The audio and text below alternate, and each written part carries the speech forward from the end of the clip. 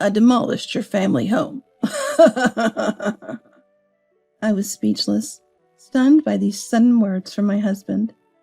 Recently, after my father passed away, I inherited the family home and land. My husband had always talked about demolishing my family home to build a duplex, and it seems he finally took drastic measures.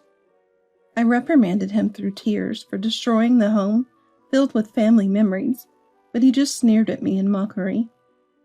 It was tough to do the demolition myself, but I managed to clear the land. My name is Mary. I am currently 27 years old, living with my husband Tom, who is 3 years older than me. We don't have children yet. Before marriage, I lived with my father at our family home, working hard every day. My mother passed away when I was in high school, so since then, it's just been my father and me, supporting each other. I planned to work right after high school and did so, joining a local company.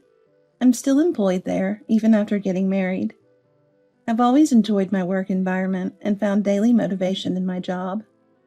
Tom, my husband, is a bit unreliable, but has been kind since we were dating, helping with household chores when he can. Our married life is satisfactory. However, the only problem for me has been the relationship with Tom's parents. Initially, I wanted to get along with my future in-laws, but they seemed to dislike me, always cold, and our relationship only grew more distant. Gradually, I became tired of interacting with them and now try to avoid any trouble. Luckily, we don't live with or often see Tom's parents. If we were under the same roof, I might have collapsed from the stress by now. Having my father in the same city was a comfort. While the relationship with my in-laws was a concern, I thought we could continue our peaceful married life without major conflicts. But then, my father recently passed away from a sudden heart attack. The shock of losing my beloved father was immense. After the funeral, I spent days crying alone in my childhood home. Considering my job and life with Tom, I couldn't mourn forever and have only just started to recover. With my father's death, I inherited the now uninhabited family home and land. With my mother gone and no siblings, my father's estate naturally came to me. Tom and I began discussing what to do with my family home more frequently after I completed the inheritance process. My father had said, "Mary, after I'm gone, you can do whatever you want with the house and land," meaning the decision on what to do with the now vacant home was up to me. The house, filled with many memories, is precious to me. I don't want to sell the land or demolish the house, at least not for now. Despite the property taxes, I'd like to occasionally clean the house and immerse myself in the memories of my parents. That's why I want to maintain the status quo for a while. But Tom had a different opinion. When I inherited the assets, he was as excited as if they were his own.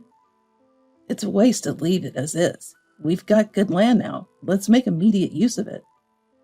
Tom was eager to utilize the land where my family home stood, and our opinions were sharply divided. Indeed, the location was good, with a decent distance from the station and nearby amenities like a large supermarket. However, the house built before I was born is old and needs many repairs. I thought about renovating it for our future children, but I just couldn't accept Tom's approach. He talked about my family home as if it were his own, pushing the issue forcefully. My in-laws also got wind of it and acted similarly. They talked as if we would all move to that land, leaving me, the inheritor, feeling excluded. Watching the jubilant Tom and his parents, I feared they would do as they pleased with my family home. So I repeatedly emphasized to Tom, "That house and land are mine, not yours or your parents'. Please don't make any decisions without me." However, Tom responded to my words. "I get it, Mary. You worry too much." He dismissed my concerns lightly, never taking them seriously. I thought he was a gentle, albeit unreliable person. But ever since I inherited my father's estate, he changed, barely listening to me during discussions. This led to my growing suspicion of Tom. On a certain holiday, amid this situation, Tom left home early to visit his parents, and I was catching up on household chores. However, less than an hour later, he returned with his parents, interrupting my work. While they might be good parents to Tom, given the situation with my family home, I found it hard to interact with them. "Ben, Susan, what brings you here today?" I was taken aback by their unannounced visit, having not heard anything from Tom about it. "We wanted to finally decide what to do with Mary's family home, so I asked Dad and Mom to come," Tom replied with a beaming smile. My bad feeling about this was proving true, sinking my heart. But I've said multiple times that I want to maintain the status quo. I stated firmly, to which Tom quickly retorted, "That's such a waste. I've said it before, too.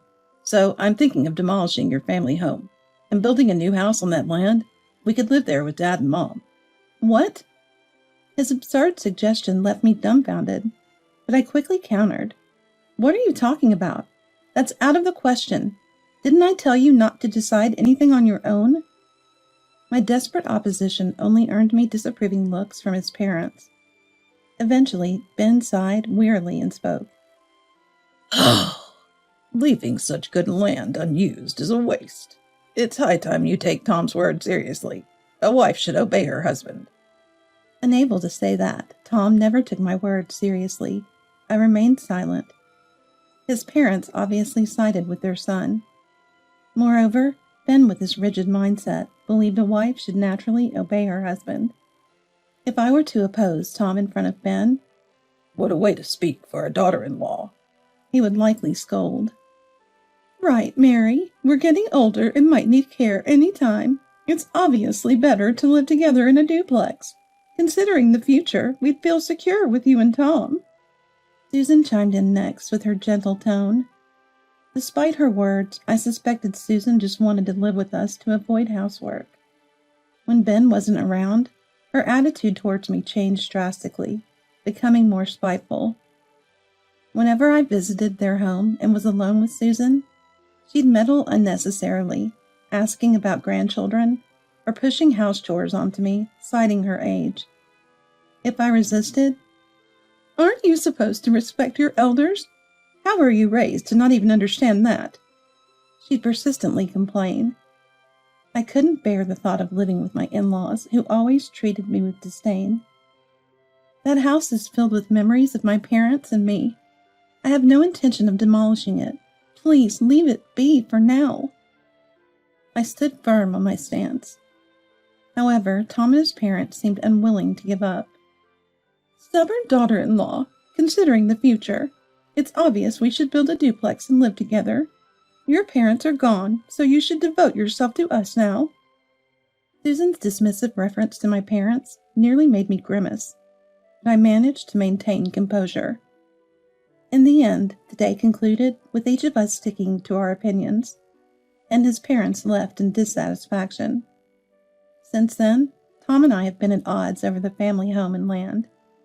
"Current house is small, and we should build a bigger one for when we have kids, right?" Tom remained adamant about building a duplex. It seemed he just wanted to live in a large house with his beloved parents. I understood the desire to live with one's parents, but I never agreed. I was sure living with my in-laws would only lead to more conflicts. So despite the demolition of my family home, I've consistently and firmly refused the idea of building a duplex every time it came up. This would always sour Tom's mood.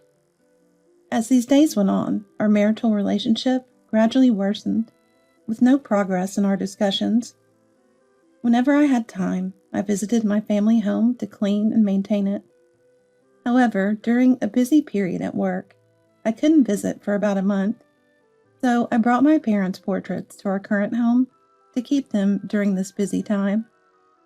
I hadn't mentioned this to Tom, as our conversations often escalated into arguments, so I decided to keep it to myself. But what happened next made me glad I had moved the portraits. It was on a holiday, right after the busy period ended.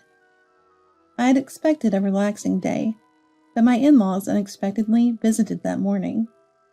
It was the first time I saw them since the last discussion about the family home, partly due to my busy schedule. This visit was unannounced, and Tom hadn't informed me about their coming. They both seemed unusually cheerful, laughing with Tom as they looked at me. "Today we have something important to discuss with you, Mary," Susan said with a broad smile. I had a feeling this would not be good news. "What is it you want to discuss?"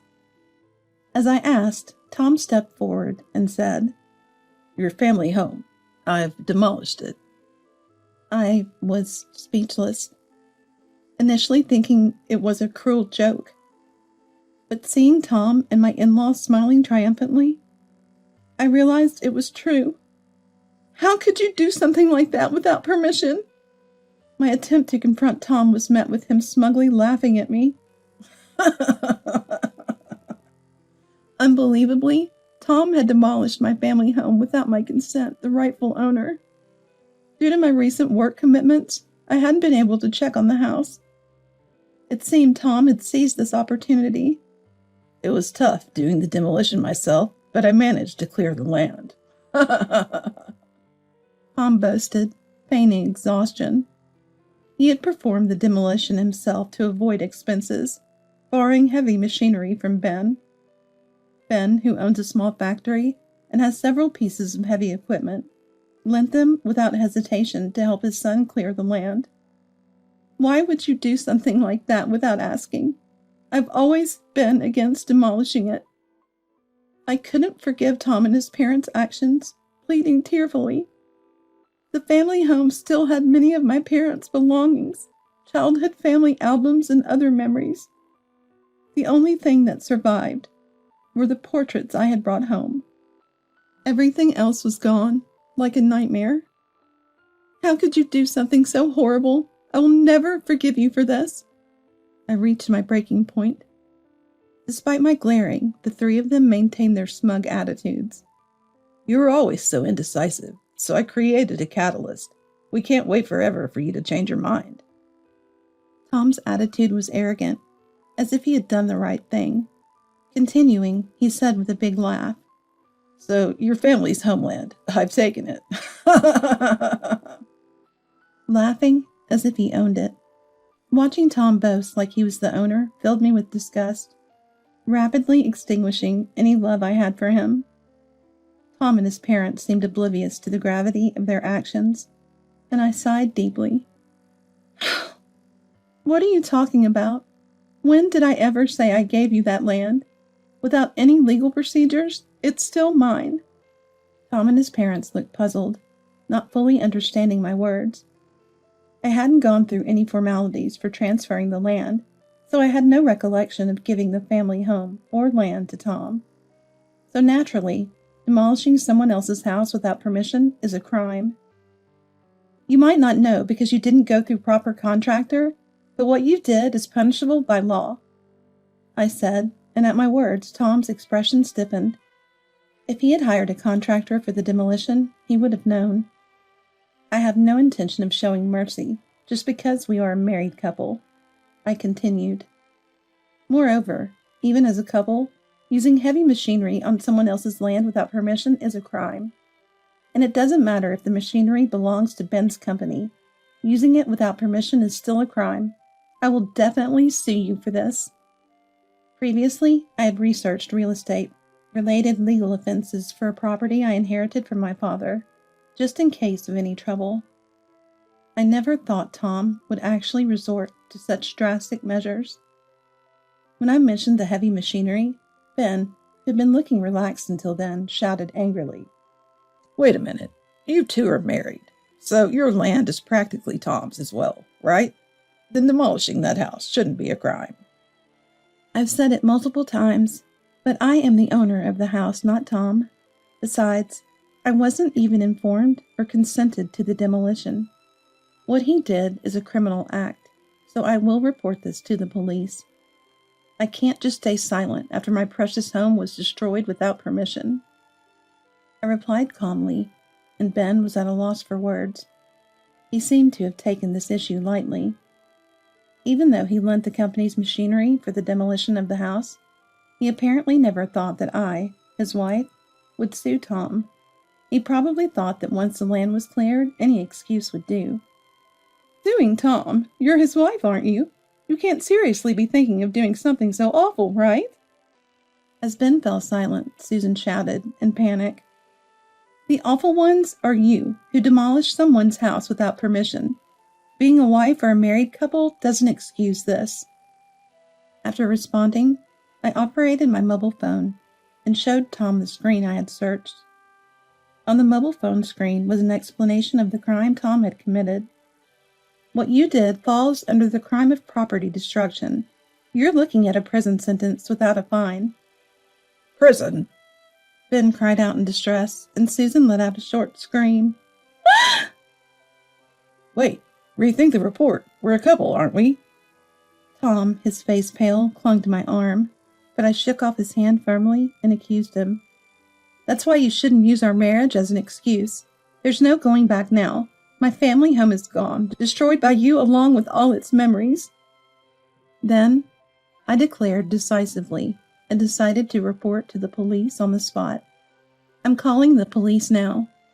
It seemed Tom finally realized the irreparable mistake he had made. Arrested? Me? This can't be happening.